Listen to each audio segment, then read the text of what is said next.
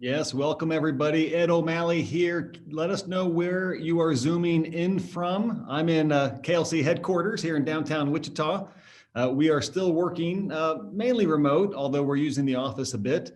It's good to be here, but I so wish this town hall room downstairs was full of all of you and we were doing this together. We'll look forward to that again soon. But welcome. We'll let a few more folks come into the room here. If you haven't said hello yet, please do so. Please let us know where you're zooming in from. We're so thankful to have so many KLC friends with us this evening. We appreciate it very, very much. As we're getting started, I want to just say a few opening remarks. Number one, it's so exciting to be celebrating another launch of the journal. This event is about the journal. It's about more than that, but that magazine that our team produces that is designed to help lift up issues that need more leadership and to help celebrate examples of leadership. It's a really pivotal piece of the Kansas Leadership Center. And Chris Green, I know, is with us tonight. Chris, you and your team did a phenomenal job with this latest issue. And thank you for making that happen. I also want to acknowledge as we get going here, KMUW, our local public radio station here in Wichita. They are our media sponsor, and we so appreciate that partnership. We appreciate you helping us spread the word about this event and other events that we do at the Leadership Center. So thank you to KMUW for all of your great partnership and great work with us. So here's the plan tonight. The plan is we want to have a provocative conversation. We want to have thoughtful dialogue. We want to use this as a time to share some thoughts, but also let you share some thoughts. We want to use this as a time to explore what's been happening in our country, where we've been, where are we headed, maybe what's the connection to leadership for each and every one of us. So that's the plan tonight. We'll hear from some KLC friends. We'll collect some data from you. We'll spend some time in small groups. We'll want you to be exploring with one another in small groups, capturing notes and thoughts, sharing those back with us. You know that KLC is always trying to capture information, to learn, to try to figure out what's the next iteration of whatever we're up to. This conversation tonight is really important, I think, for each and every one of us. But I know it's also important for KLC as we think about what does it mean to exercise leadership, civic leadership right now in our country, in our world, in our state. And by the way, we have a lot of Kansans involved tonight. We also have folks from outside Kansas, I know here. Hello, Cecile, I see you from Kentucky. And I think we might have some people from outside the United States with us today. So that's it'll be a wonderful, wonderful conversation. I want to tell you a little bit about just some of the people who will be involved. Marty Linsky, say hello real quick, Marty, you there? Hi, and happy birthday, Ed. Thank you, Marty. You were supposed to keep that a secret, but that's all right. Marty Linsky, many of you know Marty, longtime friend of KLC, a mentor to KLC in so many ways. And Marty, of course, authored the cover story, the cover essay, if you will, in this issue of the journal that we'll be talking about. So Marty, you got involved with KLC way back when. Thank you for staying involved and helping us out tonight. We appreciate it. It's good to have you with us. Fun. Thanks, Ed. Also, most of you know Julia Fabris McBride, our vice president. She'll take the stage here in just a minute to collect some information from all of us. Shaun, Rojas, our director of civic engagement, will be involved as well. And Dioane Gates will be involved as well, one of our teaching team members. He'll help us out with debriefing some of the conversation towards the end of the 90 minutes. So that's the plan. Those are the people. You know, our purpose is to discuss the events of the election and since the election. And really discuss our piece of it. Now, I want to do something unusual, and many of you have come to a number of KLC events before. So we've never done this before, and Thane, don't put up the pledge yet. I'll tell you when I'm ready for it, Thane. But several years ago, I became acquainted with an organization called Citizen University. Eric Liu runs the organization. They do some phenomenal work around the country, and their whole mindset is we need all types of people, whether they are founding members of the Tea Party, which one of their prominent members is a founding member of the Tea Party, or they are the exact opposite of that on the other side of the spectrum. We need more people coming together in civic dialogue and really pledging to care more about our civic life. Well, I was thinking about Civic University recently when I was watching the inauguration, and I watched the new administration take their oaths. Some of you on this Zoom have taken oaths before as an elected official or a key appointed official. I remember what that felt like to take an oath. Marty, you took an oath when you served in the Massachusetts House of Representatives. I won't tell people how many years ago, Marty, although maybe I should since you told me it was my birthday. So I was thinking about the idea of an oath. And one of the things that Citizen University has been experimenting with is, they start to realize that when you become a citizen, you take an oath to this country. But if you were born here, you're never asked to take an oath to this country. You're never asked to do that. I mean, if you serve an elected office, you are. But the everyday citizen isn't asked to pledge their honor, to take an oath to our country. So Citizen University, Eric Liu created what they call the Sworn Again Pledge. So those of you all know, everybody here is a familiar KLC face. You know that we tend to not let you just come and watch. You got to engage a little bit. So here's the early engagement. We're going to do an experiment and we're going to recite this pledge together. So Thane, can you put this up on the screen for us? So this is the Sworn Again Pledge. And again, what Citizen University has been doing is actually holding swearing in ceremonies around the country the last couple of years, where they bring all sorts of people together to take this pledge. Now, when they talk about citizenship, I want to be really clear about something here. They don't mean like documentation. They don't mean like people with their proper papers. What they mean is the broader definition of citizenship. The idea of like, what does it mean to have love of community and of fellow community members? So here's the experiment. I'm going to ask you to recite this pledge with me. So this could be a bit chaotic, but it could be fun. So I'm going to ask everybody to unmute. Okay. Everybody to unmute. And it could be a cacophony of all kinds of echoes and things like that, but if unmute and raise your right hand. Raise your right hand. And repeat after me. Pledge to be an active American. Govern myself for others, govern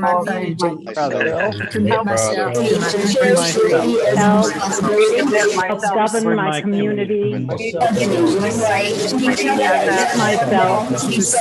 free, nourish liberty as a responsibility, serve and to push my country when right, kept right, strong to be right. Wherever my ancestors and I were born, I claim America, pledge to live like a citizen. My ancestors and I were born. I pledge to live. I pledge to live like a citizen. All right.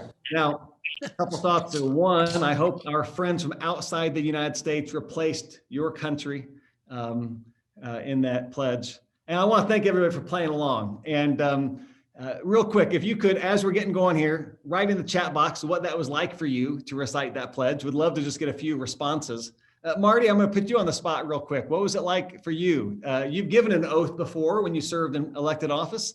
As we start this conversation tonight about civic leadership and what's happening in our country, what did that do for you, Marty? Well, it did two things. First of all, it was energizing and rejuvenating, and I loved all the voices. I loved that very much. The second thing, it reminded me of what I think we have learned over the past year, which is that democracy is not a spectator sport. We go through lives, we're preoccupied with our own issues. And in order to keep what we have in a personal and a civic sense, we have to be engaged. I think that's what that message is. And I'm excited to be part of it.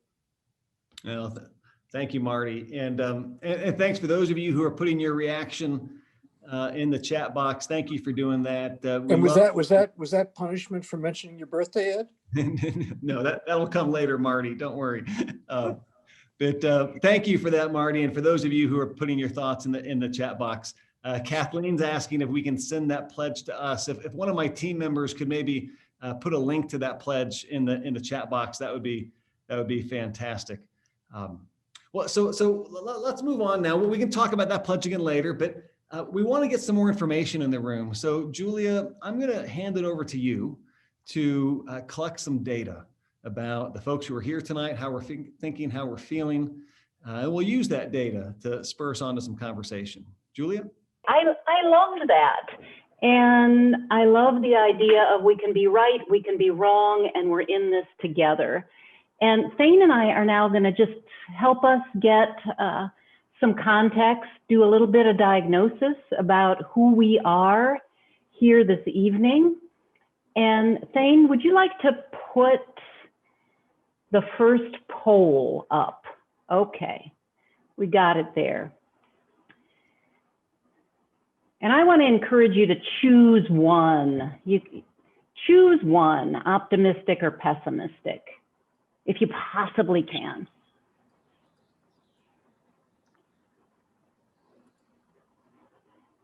So I should read the poll. Are you optimistic or pessimistic about the future of the country?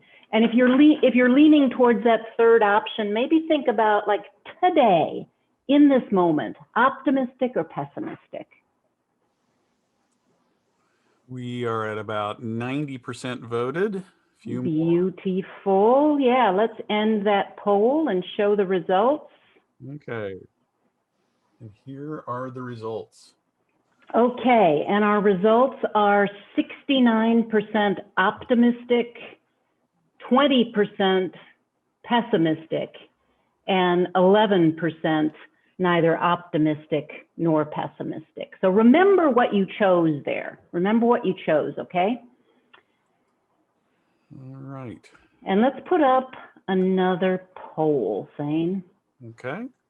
Again, we're just getting a sense of who's here and a little bit about what our mood is. All right, this next question, do you agree or disagree that you, yourself, bear some responsibility for polarization in our country? And see if you can push yourself to agree or disagree. And there's no wrong answer.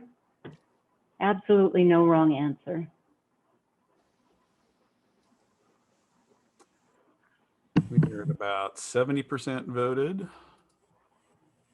I'll give it a moment or two more. All right. Wow, thanks for all the activity, all the voting. Awesome, we're at 93%. Okay, let's share those results. Okay, we're a little bit closer. Do you agree or disagree that you bear some responsibility for polarization in our country? We've got 70% agree, 26% disagree, and a very slight 4% neither agree nor disagree. Okay, now remember that one too. Remember how you voted, because this next one requires a little bit of multitasking, remembering how you voted, and then I'm going to share my screen here. And at KLC, we love 2x2s. So you'll see we've got a couple of lines, a vertical line and a horizontal line. And on the vertical line, we've got optimistic about the future of the country at the top, and pessimistic about the future of the country at the bottom. And then on the horizontal line, we've got responsible for the political climate on one end and not responsible for the political climate on the other end. And so I want you to just check there and sort of in your mind, place yourself in one of these quadrants. Are you optimistic about the future of our country and don't feel like you share responsibility for polarization? Then you would be a 2, for instance. If you're pessimistic about the future of the country and don't feel like you're responsible for the current political climate, then you'd be a 4. If you're on the responsible side of that, you'd be either a 1 if you're an optimistic about the future, and 3 if you're pessimistic. So find your quadrant, because we're going to put up another poll. Ooh, Randy's very clever, Randy. We're gonna put up a poll though. Thane, you want to put that poll up? I suppose. Do I have to stop sharing? Oh no, you can do it too. Good.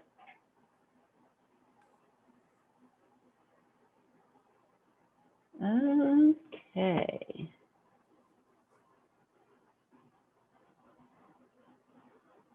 About 70% right now. Yeah, let's see if we can give it a little time and get ourselves back up to 90 or so. About 91% right now. Beautiful.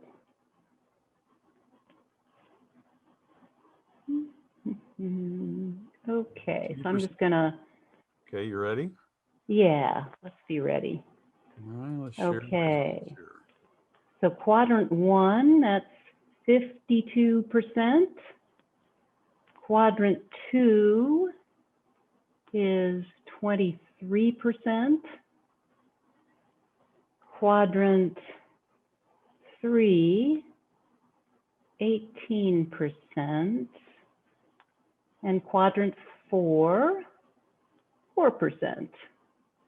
And then a small handful who prefer not to say or are not maybe in one particular quadrant or another. Okay, so in a little bit, we're going to go off into some small groups and have some conversation about where you are with your sense of optimism about the future of the country, who and what you may think is responsible for where we are right now.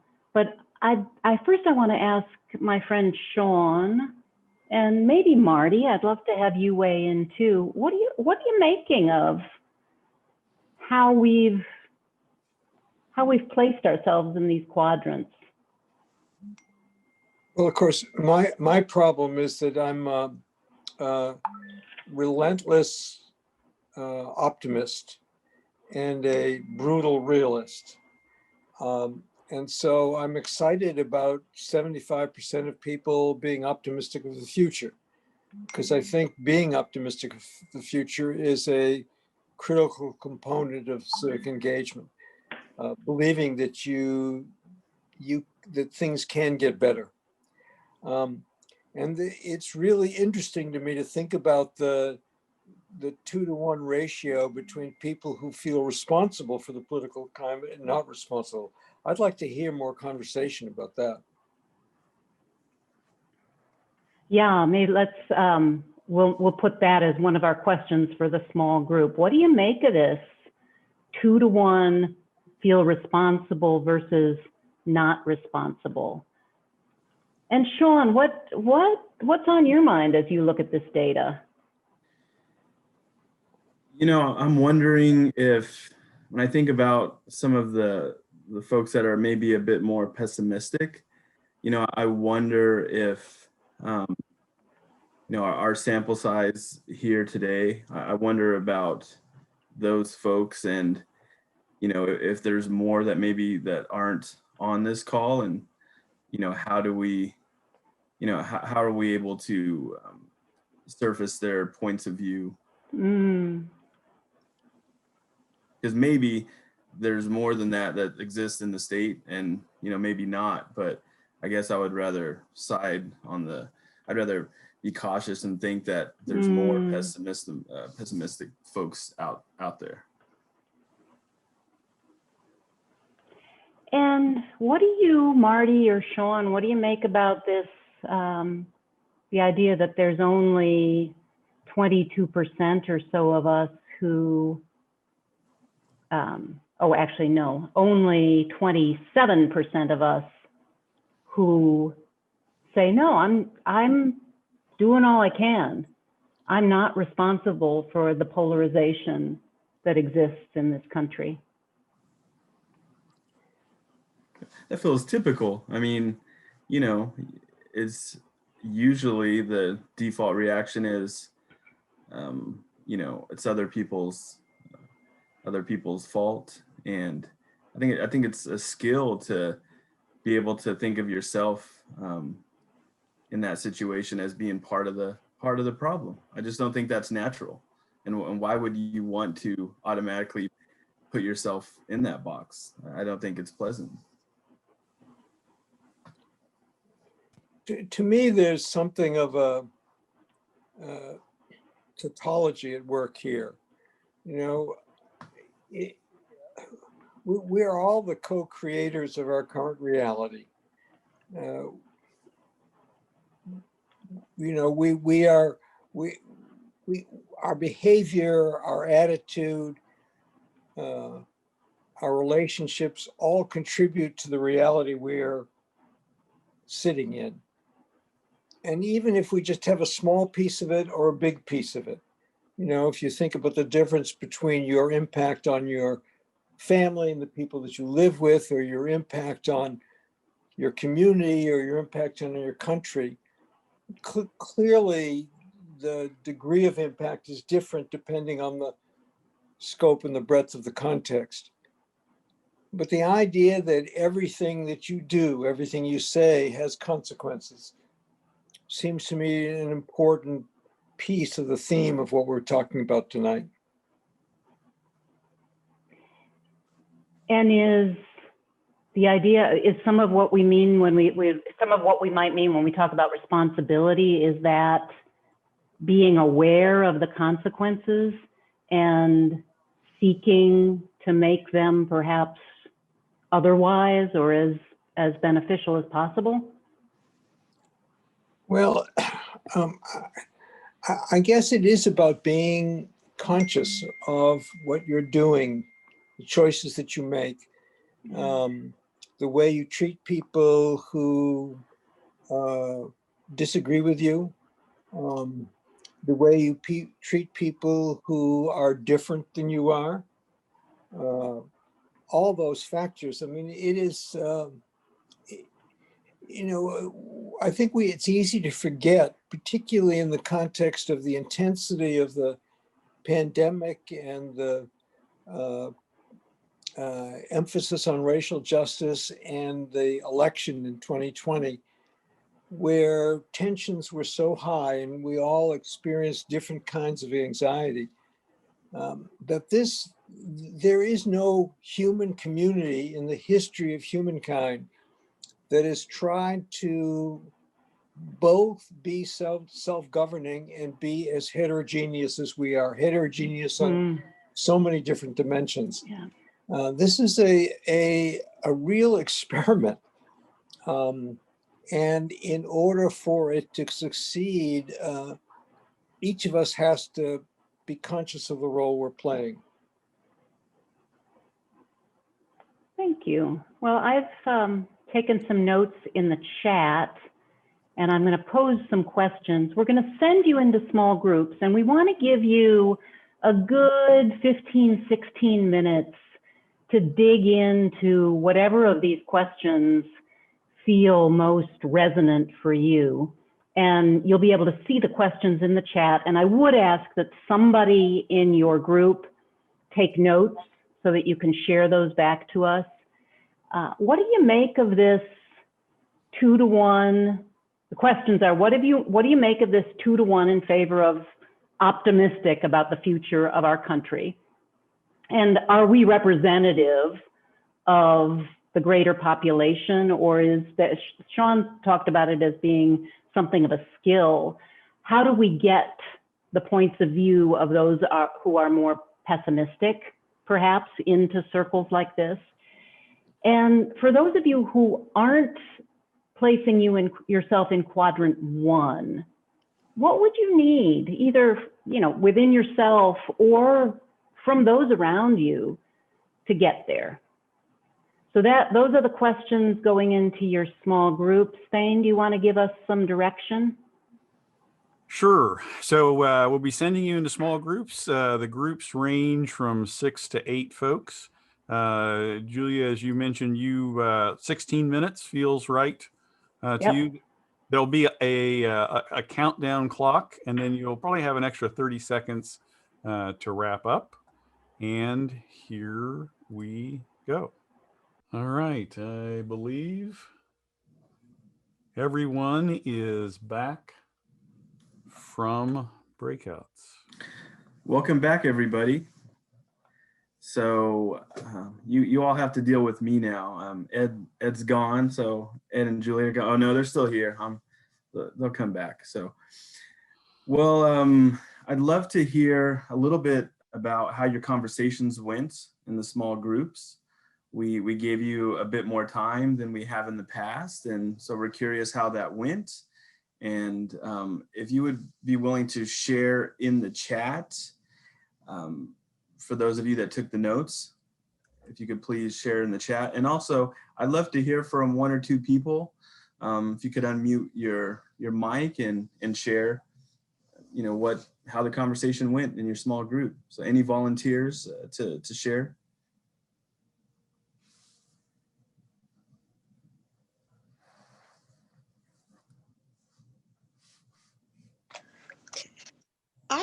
This is Jody Mason. I really appreciate our small group, and I think we could have kept talking. Everybody had great insight and perspectives, and knowing a little bit about some of the people in the group, different diverse backgrounds. And I think the thing that we all agreed on is, at the root of it is we're all good people and we all have good intentions, and we need to focus on what unites us. Good, thank you. Hear from someone else? Shaun, this is Hello? Kinsey has her hand raised. Oh, go ahead, Kenzie. Yeah, hi. I was actually in the same group as Jody, and we did have a great group and great conversation. I thought question that came up was, how do you judge progress? And in some ways it's obvious, it's not as viscerally charged, but also progress on a short term is different from progress in the long term. And so we talked about historical arc of change and something, forces that can have an impact on what we're experiencing now, which is not just the last couple of years, but is a long time coming.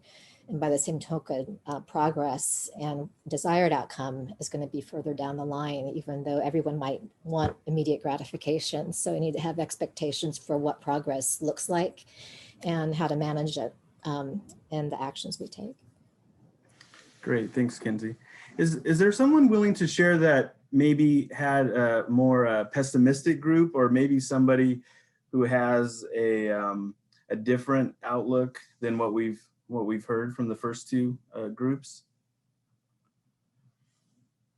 This is Kate. Can you hear me? Yes, Kate, go right ahead. Yeah, go ahead, Kate. So we had 2 pessimists in our group, and both of us were also not feeling responsible for the polarization.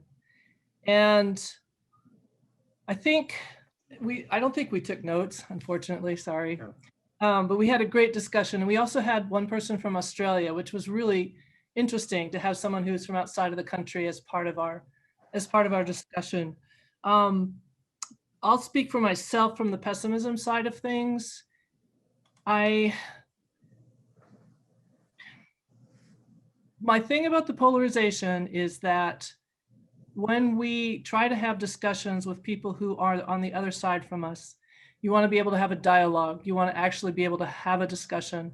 And when you're talking to someone who is determined that their way is the right way, and they are dealing with ideas or facts, what they call facts, which aren't actual facts, then how do you have that conversation? How do you have a dialogue with someone who is working with facts that aren't based in reality, who says gravity doesn't work? Well, gravity it does work. It is what it is. That's part of my frustration. That's part of my pessimism. The other part of it is that And we discussed this too, is why do we see the other side getting so entrenched and putting up the wall and not giving us a chance to speak with them? And that would be because of fear. That's what my thought was fear. And then someone brought up the idea of hate and how we have so much fear and hate at this time. We have neo-Nazi type people. And we had a bit of a discussion about why that would be and how that is the easiest way to go. That takes the less amount of energy. If when you're a kid, you get in trouble for being bad, if you take the easy way, which is to not stand up and do the right thing. We have churches, we have religion so that we can stand up, we can move up to do the right thing. But if you choose not to do that, and we had a president who was a cheerleader for that kind of activity, how do you talk to people who are so convinced of things that aren't actually true, and they don't want to talk about it, and everything is based in fear and hate? And that's a lot of where my pessimism comes from. Thanks for sharing, Kate. Shaun, I might just add a little, if that's okay, from group one. Sure. One of the interesting things, I mean, we shared a lot of the same ideas that they're talking about there, and polarization was certainly one of those. But it was interesting that we had a couple people mention groups being formed local level or getting maybe bigger than the local level, that specifically that's what they're trying to do in the communities, is to work through that polarization. And the thought just occurs to me on that really when we start looking at this whole problem on that, the answer to this, or we start looking for solutions or things that can be done, it's going to be probably at the local level where we see that, the grassroots. There's not going to be a national solution to any of this, but it's going to start at the local level. Thanks, Roger. Well, I know there's, looks like you had some great small group conversations. I'd like to kick it over to Ed, and Ed will kick it over from here. Yeah, thanks, Shaun. So Marty, you still with us?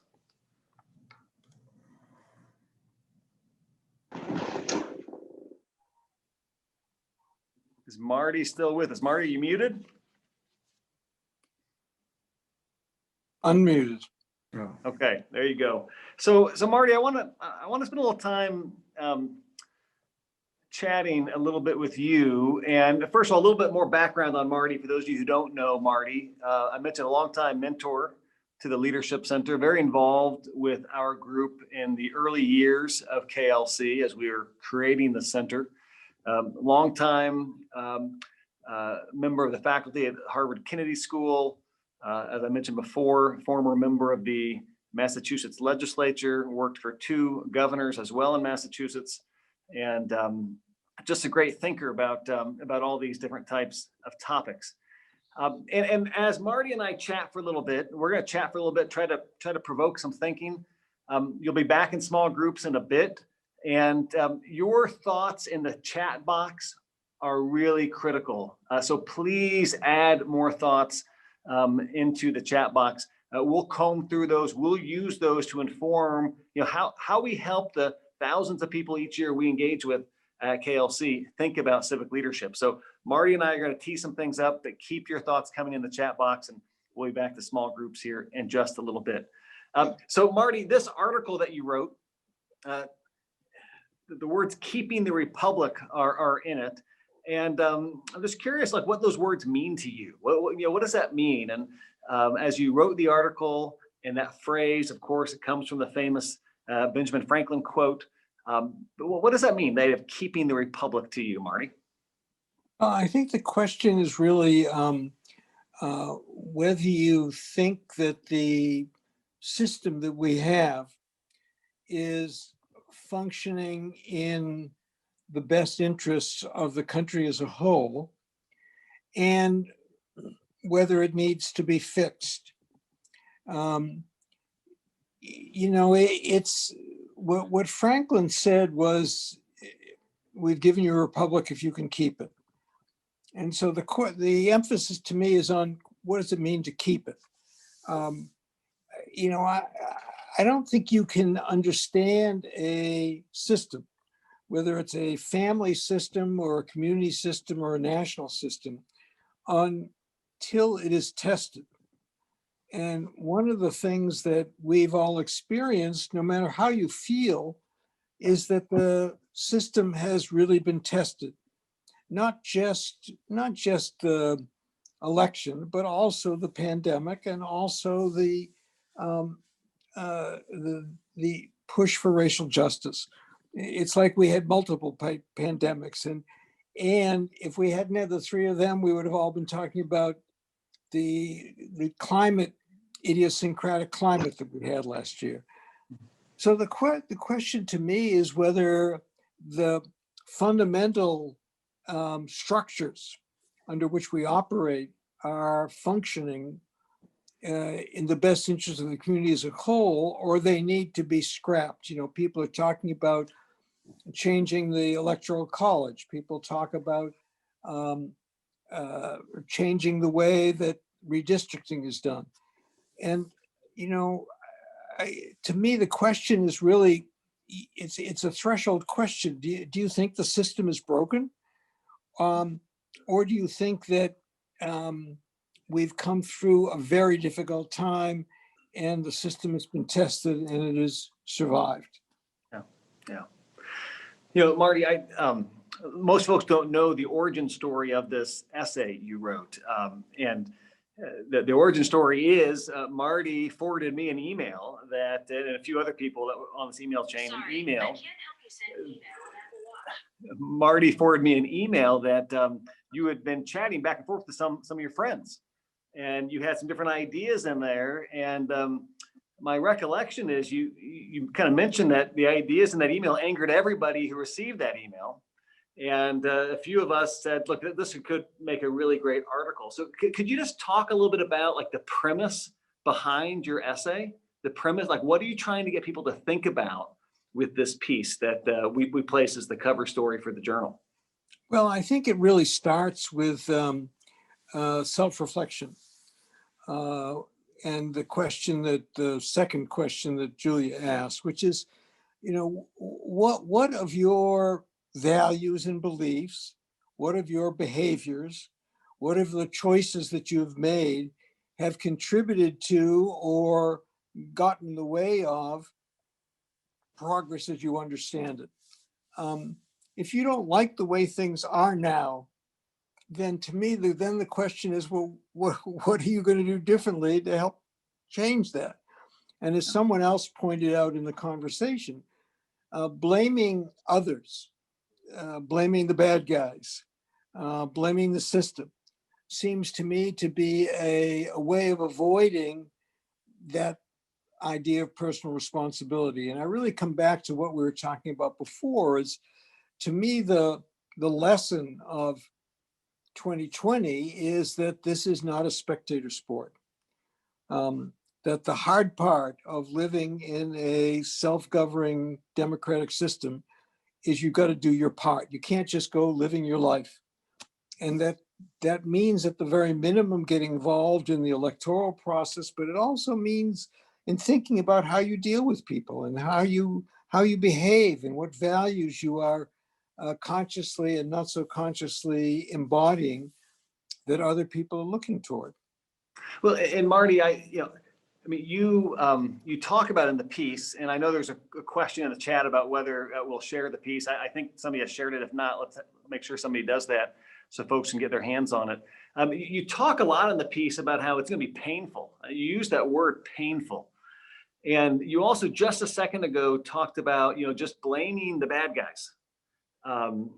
Seems these are not your exact words, but I sense you saying almost kind of let you off the hook a little bit. And I guess I'd love for you to just kind of put a little finer point on that. What do you mean that this is going to be painful? Based on your experience, why did you come to that conclusion that it's going to be a painful process for us to figure out our piece of keeping the republic? Because what that means to me personally is that I'm going to have to do something which is not what I prefer to do. I would have been doing it already, and that means giving up to something I'm doing that I shouldn't be doing or that is getting in the way. And when you're asking people to really change their behaviors, to change their value systems, to change their perspective, you're asking people to give up something that works for them. I remember a conversation with someone I'm very close to years and years ago about his drinking.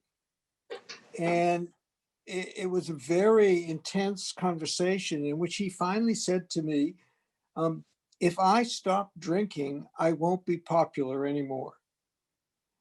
And it illustrated to me that I think behind every behavior, there is something that we are trying to protect. There's some reason we do what we do. If you are an optimist or a pessimist, it's because somehow that works for you. That's a choice you make. And to give that up when it's working for you is a loss, right? It's painful, it's hard. Well, and Marty, let's put it in some real kind of practical terms about like the political issues of the day. Thane, I think we have a little snippet, a slide, a graphic of some of the things that Marty puts in the article. So just to frame this up a little bit, and I'm looking at the part, folks, that starts with again as examples. So this is kind of towards the end of your piece, Marty, and you're laying out kind of the need for painful compromise, the need for people to let go of things they care about in order to really like find a way to move forward with the other, right? So I think a lot of your piece is about progress. I mean, progress throughout American history is about compromise and coalition, right? That's, right. I mean, over and over again. You know, Lincoln needed the border states, for example, right? So compromise and coalition, part of our nation's history. So you get into some examples here. And by the way, I mean, you know, KLC is not here to say like what position people should take on these types of issues, but talk about some of these examples, because I think like, as I had people read the early draft of this is when everybody got kind of like pissed off at you, right? Yep. So to talk about that, Marty, and by the way, folks, we're going to small groups here in just a little bit. So be ready to get your own voice into this conversation. But Marty, take it away. I think a better way of thinking about this is not that this is about compromise, but this is, as you were saying before, this is about pain and loss. You know, you look at the first one about abortion. People feel very strongly about abortion. It feels like a fundamental principle to people. And for people on any side of that issue to give up their commitment to that side of the issue in the interest of moving forward would require a very big emotional step. You know, if I've told people for 20 years that I am, to use the current vernacular, if I'm pro-choice or pro-life, and then all of a sudden I begin to move away from that position, I'm not only going to have trouble looking in the mirror and seeing a different person, but I'm going to get a lot of criticism from people who said they were counting on me to stay true to my values, is the way it would be framed. And part of the problem here is that we tend to equate our perspective or point of view with a moral certainty.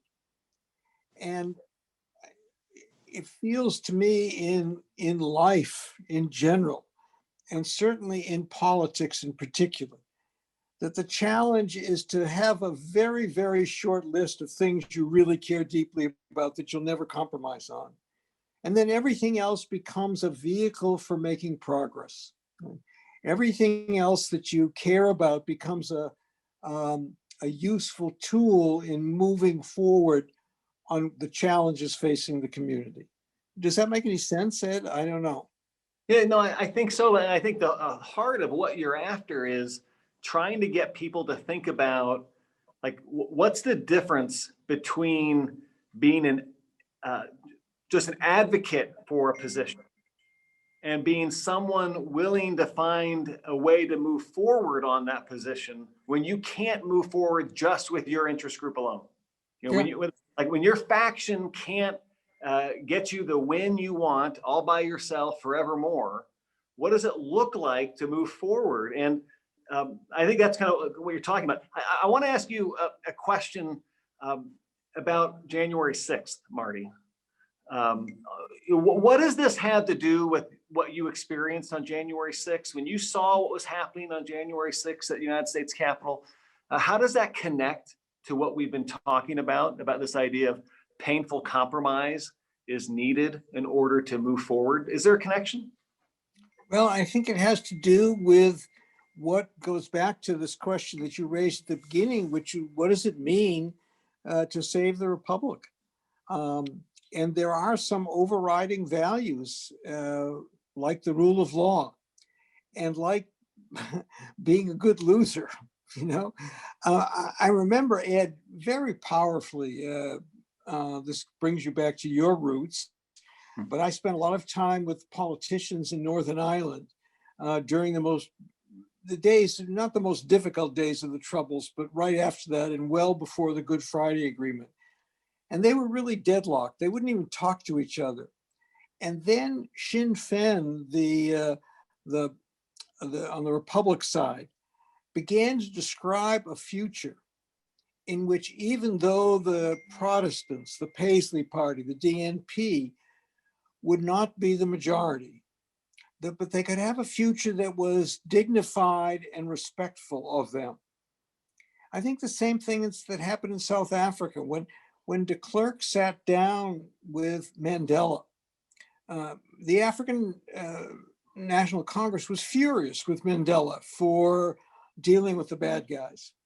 And yet what it did was enable that country to begin to go forward in a different way. I think one of the problems that we are dealing with, particularly in an election context, is that the people who don't come out successfully are not given a sense of their own dignity and place in the future. And one of the ways I interpret January 6th was that those were people who saw no future for themselves if they didn't take arms against the Capitol. And I think that is the responsibility of the winners more than it is the responsibility of the losers. That it is the job of the winners to try to create a vision for the future in which the losers have a place. That is the essence of democratic self-governance. I mean, there were however many million people vote for somebody who lost. Right? Yes. Yeah. And how I hear you saying is, if you're the winner, I mean, it's so much. KLC talks about managed self, right?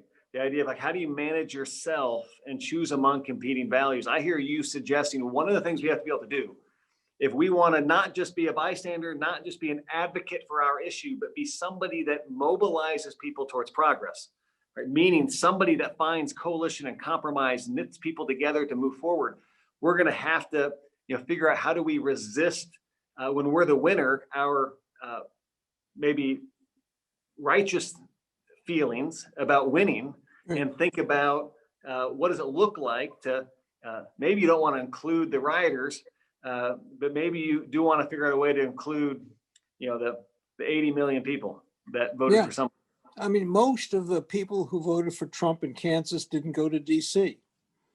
And my guess is that they didn't go to DC not just because it was inconvenient, but because they did. That's not the way they wanted to behave, right? Yeah. But it is the job of the people who are successful to find a place for them. So, for example, let's go back to the abortion thing because it's so provocative for a minute. It is not immoral. It would be hard for people who are pro-choice or pro-life to think that the other side is not immoral.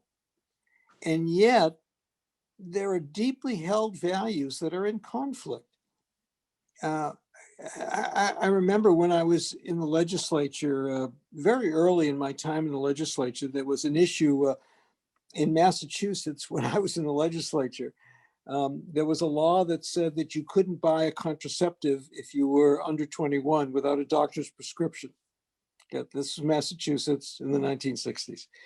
And I remember I was part of a group of people who tried to change that law. And I remember walking out of the chamber and there was a member sitting there. We were defeated. The law stayed. And I remember there was a member who I barely knew who was sitting there with tears in his eyes. And I said, Jack, are you okay? And he said, yes, now. And I said, what do you mean? He said, well, if that vote had gone the other way, I think I would have had to resign from the chamber because I couldn't be part of a group that believed it was okay for minors to buy condoms. Now, I was really struck by that, how deeply that worldview was embedded in him and what a threat he personally experienced at the possibility that he would have to give that up and live with people like me who thought it was okay. Marty, there's so much more to talk about, and I want to get folks to some small groups and into this conversation. A lot of good stuff in the chat box right now too. And again, our thought is, how do we provoke our thinking and ideally provoke us into some new thinking? I love the conversation in the chat box, for example, about, hey, okay, but I'm not going to compromise with white supremacists. And like one of the things on my mind with that type of comment is like how do we figure out how to create compromises not among the extremes? And you talk about this a little bit in your piece, Marty, that when we talk about white supremacists on one hand and Antifa on the other, it creates one conversation. When we talk about conservatives who voted for Trump for economic reasons and because of the judges he would appoint, and liberals who voted for Biden because they would have rather had Bernie perhaps or Elizabeth, but they just really want somebody who could win and get us back in the World Health Organization. Like when we talk about how do we get those groups to compromise, I think the conversation might be different. So here's the question to the small groups. What about the idea of compromise feels difficult for you right now? What about the idea of compromise feels difficult for you right now? And that was just one example of like, maybe it feels difficult when we think about compromising with the extremes. That would be good to hear more about. So what feels difficult about the idea of compromise for you right now? So Thane, let's go to small groups for 10 minutes. We'll come back and Dioane, Pastor Dioane Gates is going to join us to help us think through what we're hearing, what we're thinking so far. Thane, are we ready? We are ready. You will pretty much be in the same rooms you were in. You might have some new people because folks have joined and people may have left and come back. So if you're in the wrong room, you can leave it and I can put you in the right room. But here we go for 10 minutes. Thank you, everyone. Hope you had a good conversation in your small group. We only have about 10 minutes left in this conversation. This is, in my group, we were just talking about how we need 5 days together. We need 5 days together to push each other hard, to push each other to be able to recognize our default thoughts and behaviors and question those and be challenged on those. But we've got 10 more minutes. So I would love to hear from a few people. One, put some thoughts in the chat box about your group discussion, please. That'll help us tremendously. I'd love to hear a couple voices, and I need you to be really pithy, if you don't mind, because I want to get Dioane in to share some thoughts and reflections. So I'd love one or two people to offer, a 15 to 30 second kind of thought that's on your mind. And I'm not afraid to cut you off if I need to. So who wants to hop in? Let's see, Jackson, I think I see a hand up. Yeah, I'll try to be real quick about a few thoughts we had. One, related to elected officials, that there might be an issue with the incentive structure for them to compromise because people who compromise are often voted out of office. Second, on an individual and community level, it seems to us that one of the challenges with compromise is about empathy for the other person's position and the fact that we tend to label people in different categories, and that makes it hard to find points of agreement. And then the third point that I thought was interesting that we were getting to, I wish we could really dig into this more, was that we tend to think about these broad factions like the conservatives, the liberals, Republicans, the Democrats, and the thought of trying to move that whole group seems impossible. But if we think about this challenge as one of organizing at a grassroots level to influence individual people who represent us in different bodies, then it's a bite-sized problem that we can actually tackle. Jackson, thanks for sharing that. And just on your first point, I think the incentive structure in our personal lives is also set up for us not to consider the other side or compromise. I mean, just even in our friend groups and in our families, the incentive structure of belonging often gets in the way. Let's hear from one more. Thank you for that, Jackson, for your group. Let's hear from one more group. 15, 30 seconds. We'd love to get another voice in here. Who would like to? Cindy Claycomb has her hand up. Cindy, hop in here, Cindy. Thank you. We talked about many things, but I'll just mention one. We just talked that we deal in arenas that are just not suitable to bring about compromise. So you think about like social media, right? It's just not suitable to bring about compromise. And so we have to think about, where are arenas where compromise will work. Cindy, thank you for that. And like maybe now we have to create new arenas. One of the things that is so important to KLC does not exist to just help perpetuate the current system, right? Whatever we mean by system means lots of things. We exist to collectively find ways to intervene and create new norms, new structures, new holding environments to do, the work we need to do together.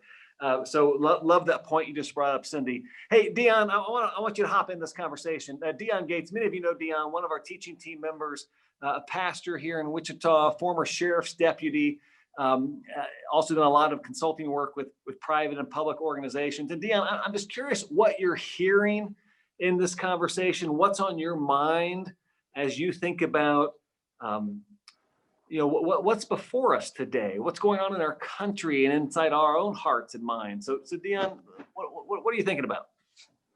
Hi, everyone. Thank you, Ed, for giving me a chance to speak. What I've been listening to, and I've not only heard it tonight, but I've also heard it in sidebar conversations that I've been having with other spiritual leaders, with political leaders, with friends and family, those who look like me, those who are born the same generation, those who are coming from different perspectives. I think that the hard thing is change.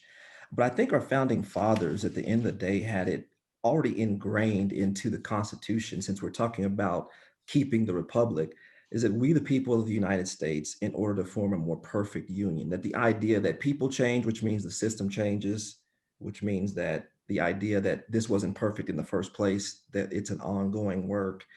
This is challenging for us because some of us respond to change differently. Some of us run to our tribes, we retreat to silos when we experience change. Some of us push through, we move forward, we move on to better. I think that from what I've been hearing, and I think that many of you might have heard the same thing, is that we have decided to be more focused on our alliances than our allegiance. The word allegiance means that an individual then takes an oath to a group or to the leader of a group. This is something that we do when we do the Pledge of Allegiance. But we've become more, I think, accustomed to alliances. And a lot of that happens when we are dealt with a lot of change at one time. Dr. King said it like this, and I think I'll end with this, is that out of this mountain of despair that we might hew a stone of hope. I want to change that a little bit. I want to ask that out of these mountains of despair that we might hew stones of hope, that our perspective on what seems insurmountable, some of us are pessimistic, some optimistic, that whatever it is, that out of what seemed to be in the way, we can actually take something that's relevant to build something with. So the question that I pose, the question that I leave us with, I think tonight is, what are you going to do with the mountains that we face? Are you going to be a part of the solution? Are you going to say, you know what, I'm going to keep working on this stone. I know the mountain is there, but I'm going to work on the stone. And I think that's a challenge for all of us, because if I don't listen, Ed, to your perspective, if I don't really pay attention to that, I think what I end up doing is I know my loyalties, but I don't want to hear your loyalties. You know, I know those things. And I think if we're going to really make progress, we got to think a little bit about our loyalties. Who are we loyal to? What are we loyal to? And do our loyalties betray us keeping the republic? Yeah, Dioane, it's so it's such a powerful way of thinking about it. I mean, say that last part again, man. That was good. Do our loyalties betray us keeping the republic? Yeah. I mean, yeah, that's powerful. We need a whole nother night that's just on that phrase. Do our loyalties lead us to betray keeping the republic? You know, I think, you know, the heart of KLC in so many ways, you know, believes that progress is made when you work across factions, right?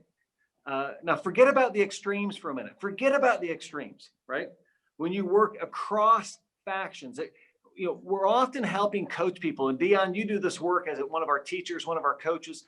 We're often helping to coach people that you don't literally need every faction, but you got to have enough of the factions in order to create a sustainable change for the long haul. Like if you have just enough to make a change for the moment, for the minute, but as soon as your faction's not in charge again, your change is out the door. Like you haven't led, like you haven't built the capacity for a sustainable way forward, sustainable progress. So I hear what you're saying, like our loyalties might betray our ability to work across some of these factions to keep the republic. Can I add one quick thing to underscore to bring it back to the Marty, full please circle? And that is, it seemed what I heard in what Dioane said was that your loyalty to keeping the republic has to supersede lots of subordinate loyalties. And that's where our aspiration has to be, you know. That is, I'm willing to do things that I don't want to do in order to keep this form of governance with all its warts going on, just like most of us do in our marriages.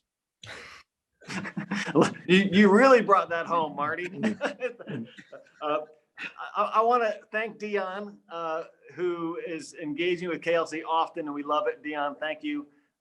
Shaun and Julia, who were involved earlier, thank you. Chris Green, who put together this great piece. Marty, thank you for joining us again. We appreciate you being a part of this conversation. I want everybody to know that you know, we love Marty's essay, and we want to know your thoughts. So there's a bit of an essay contest. Chris is going to put some thoughts in the chat about the essay contest, about what does keeping the republic mean to you. We'd love your thoughts on that.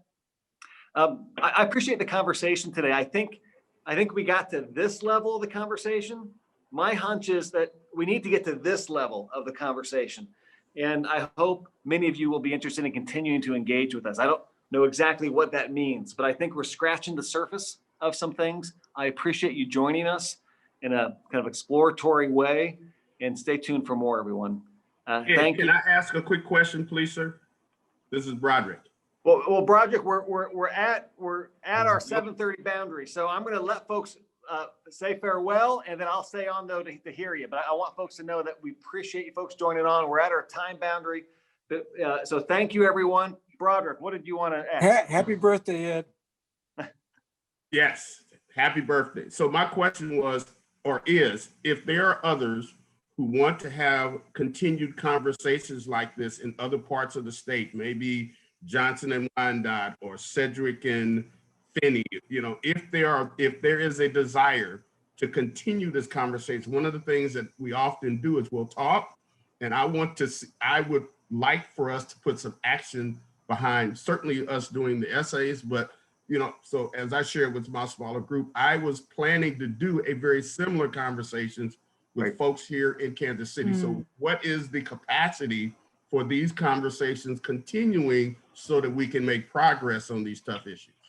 Broderick, I love the question, my friend, and let's talk, and let's all just take the initiative too. Let's do it. Let's take the initiative. You know, we had 846 conversations to beat the virus. Maybe we need 846 conversations to keep the republic. So let's keep that thought alive. Thank you, everybody. Good night. Take care. Go keep the republic. Happy birthday, Ed. Thank you. Thank you.